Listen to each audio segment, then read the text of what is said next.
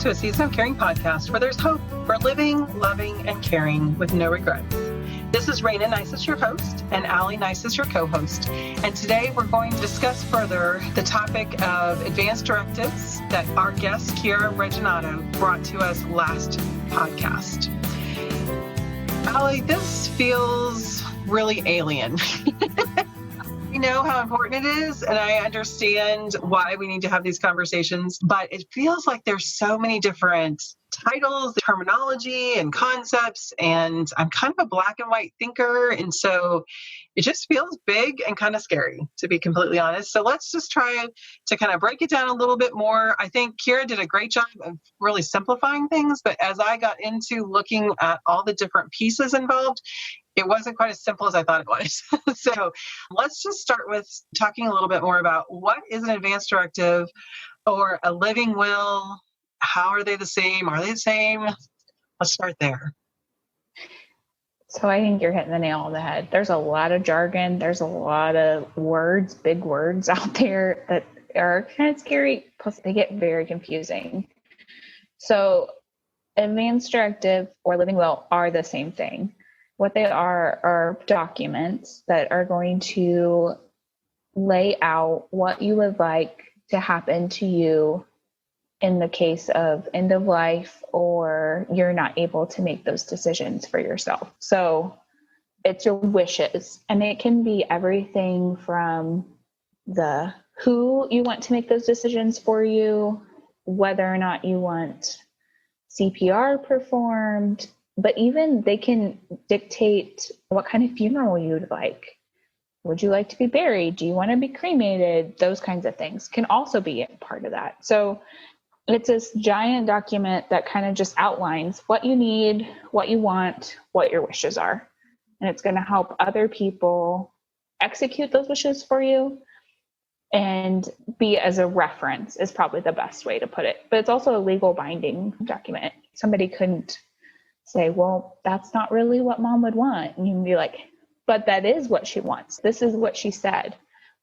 That being said, these documents need to be updated if things change. So you cannot say something in a living will and then, say something to one of your children, let's say, that's not what the living will says.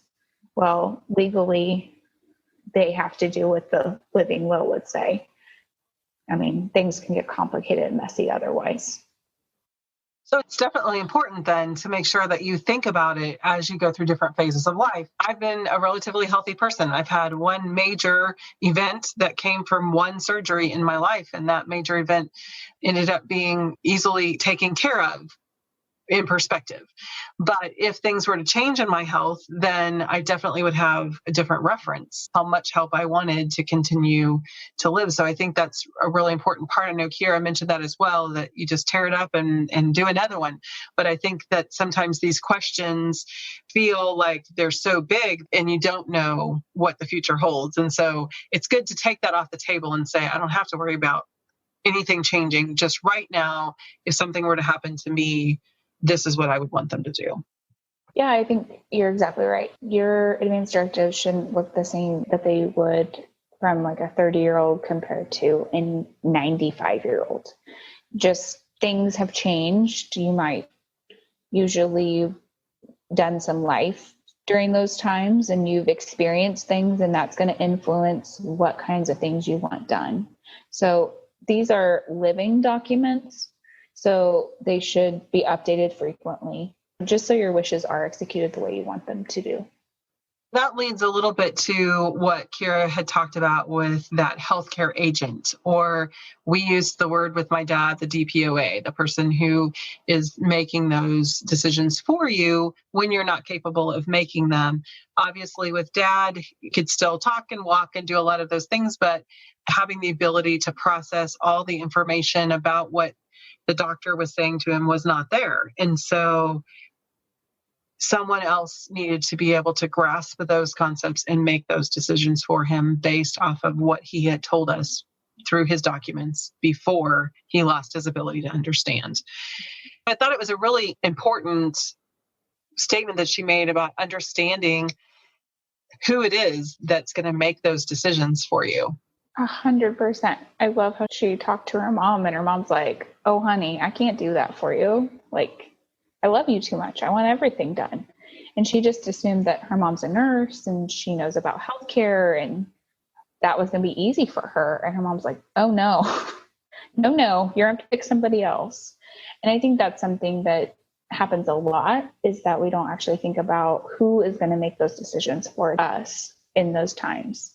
Durable power of attorneys or healthcare agents, they're the people that are going to make the decisions for us or execute our wishes for us when we can no longer do so. Now, that may be that we don't have the cognition to, like in the example of your dad, otherwise very healthy, but couldn't comprehend those decisions or the treatments or even what the doctor was saying sometimes. But they also can mean if you're in a coma or you cannot communicate for some reason. There are ways that somebody would be your voice, be your advocate, be the person that's going to execute those wishes for you that you've already lined out. So some things that you're going to want to look at and have a conversation with your loved ones. I like that she talked to her mom about it, because if she would have just assumed, I think, if something would have happened to Kira, God forbid, her mom would be like, "What do you mean I'm the TPOA? Like, okay, well, I want Kira to be ventilated and to have a feeding tube, and I want you to do everything." But maybe that's not what Kira had wanted. So I think you just need to have an honest conversation with whoever you're considering and kind of feel out and see that initial reaction. Could they make the decisions in a crisis? Could they execute your wishes without floundering or double guessing? Could they ask questions and be your advocate to your doctors? Can they reassure and talk to your other family members? Are they good at communication? They may know you really well and be really calm in a crisis, but they can't communicate with a darn. That's not going to be a very good healthcare agent for you then. So think about some of those things as well. I know with your dad, you had to make a lot of decisions, but you also kind of knew him. You knew him. You knew his likes, his dislikes, what kinds of things he would have wanted. And I know his disease in the beginning, you might have asked for things a lot differently than you would at the end. You want to kind of elaborate on that with our listeners so they understand why things did change? So 14 years is a long time. And obviously the first, I would say 6 of them, he was driving, he was doing things himself, he was still paying his bills.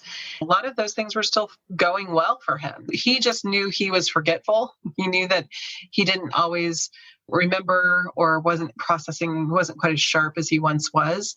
I look at his heart was strong, he was healthy. And in fact, even at the time when I started to care for him full time, he still played volleyball 3 times a week and went to the gym 3 times a week. He was extremely physically fit and he had a good quality life. He loved life and loved being around people. And so I would have wanted to do more for him at that point than 4.5 years later when he had given up. It was obvious that he was done fighting. And so it didn't make sense for us to fight for him. So I think it made it easier than I expected to make those decisions because we saw how he handled it. He was having difficulty with his heart rate being consistent. He was not as strong. He was 85 years old. His body was tired and worn out. And so it seems like it was easy to make those decisions on his behalf at that point.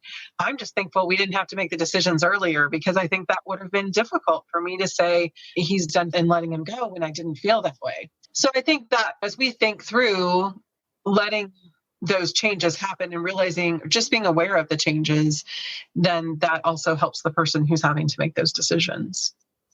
I agree. Something to really think about and have conversations about and they don't have to be cold and hard and black and white. Like when you first start having this conversation, I think that's a common thing that happens. It's all or nothing, but it doesn't have to be. You can also dictate when you want things to be stopped. Like, let's say you want to be mechanically ventilated. So that means that they're going to intubate you or put a tube in your throat to help you breathe. So that may look differently if they think that they can do that for a week and then you're better, versus you have to have that to survive. So those are things that you want to look at too. Like, are there things that for sure you want done? You know, do you for sure want us to perform CPR on you no matter what? Do you want us to intubate you? Do you want to be mechanically vented no matter what? Or are there times that it's okay for your agent to say, we don't have to do this anymore? You know, think about those kinds of things as well. But also look at your state mandates for those kinds of things, because that's going to help dictate how those things have to be worded or what you can and cannot put in your advanced directives. That varies. So just something to think about.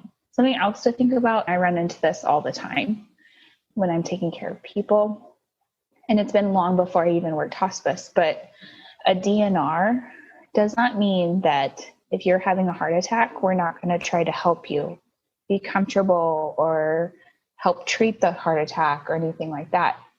What the DNR means is that your heart has stopped and we're not going to try to restart it. So you would have to not have a heartbeat and have a DNR in place for us not to try to restart your heart.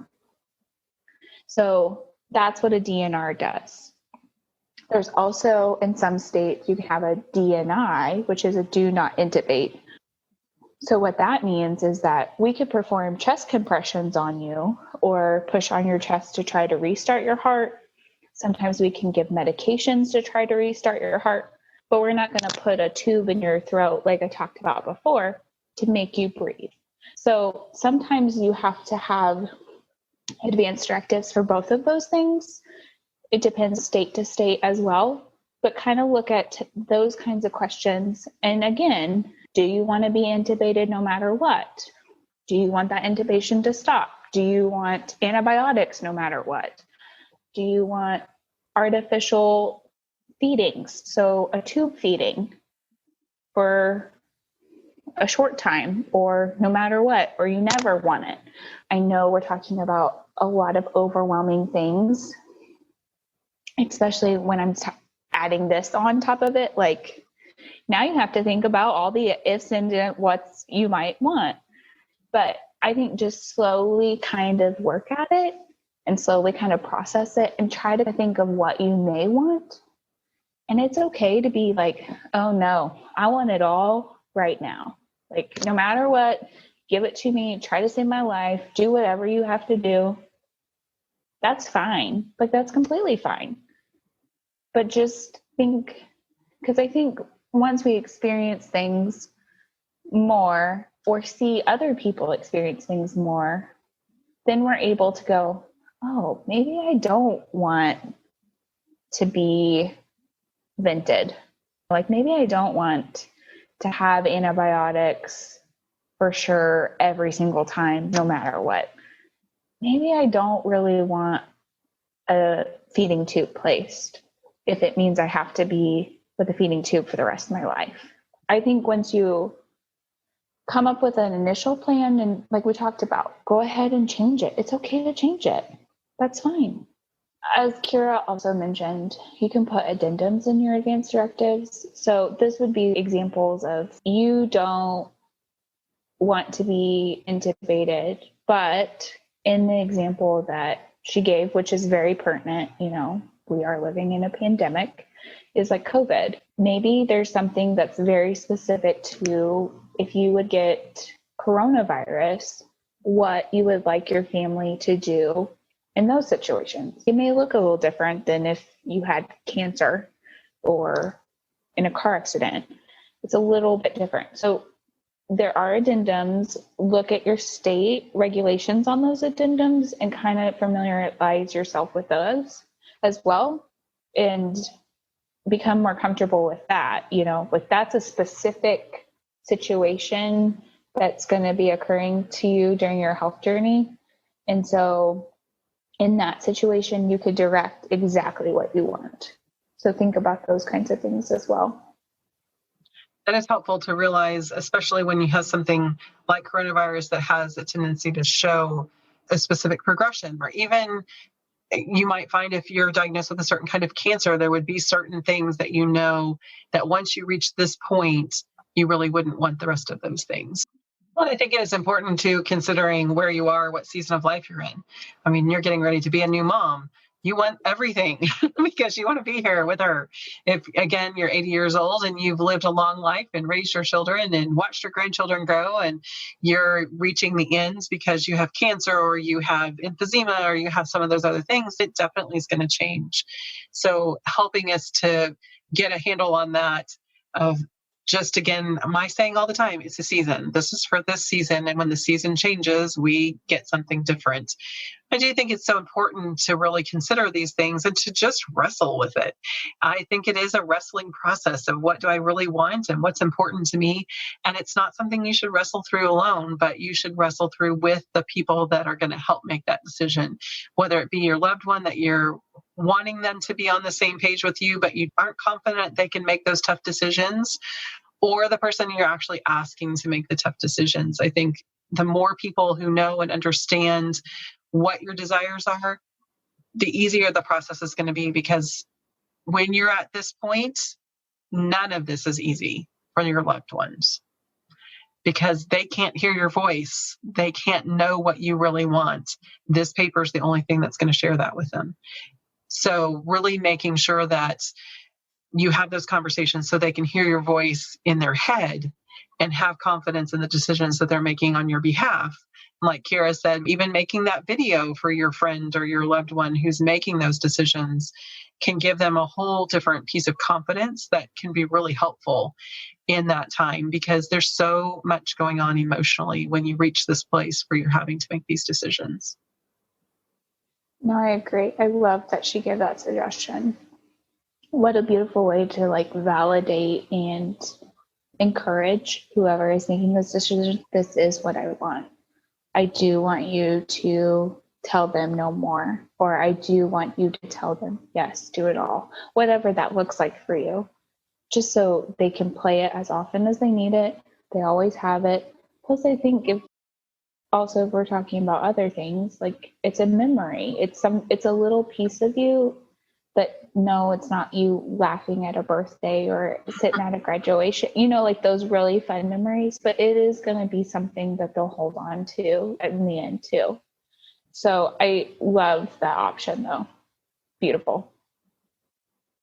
Even just when we had the conversation as a family of what my dad wanted, and he said to us, I want to be at home as long as possible.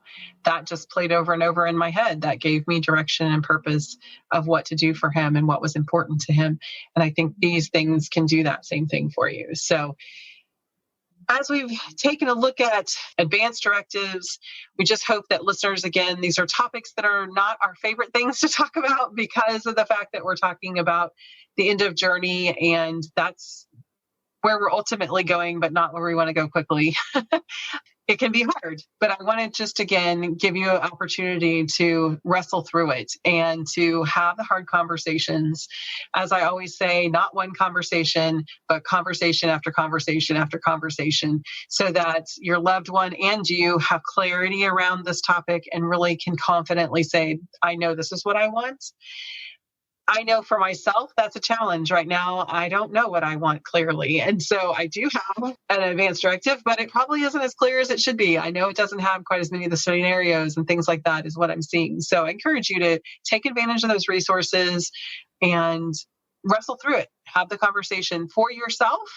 Even if you're the one who's in the season of caring, you need to take this on as well. But then it also can help you have those conversations with the person that you're caring for. If they don't have that paperwork in place, or if it hasn't been modified lately, if you haven't had a recent conversation, struggling through it together can really give you peace of mind when you reach the end of the road. So listeners, we have resources listed on the notes page. Definitely go visit that. 5 Wishes, just some other great resources for you to check out and to really be able to do some research. There's some great things to help you think of the questions and the scenarios that you'll want to cover in your advanced directives. So be sure to take the time to do that. Visit the website at aseasonofcaring.com/podcast, and you'll find the link to this podcast with the notes that have lots of links to different resources. So be sure to visit that and check it out. Get your own paperwork in order and the person that you're caring for. Thanks again for listening. And just a reminder, A Season of Caring podcast is created for the encouragement of family caregivers. If you have medical, financial, or legal questions, please contact your local professionals and take heart in your season of caring.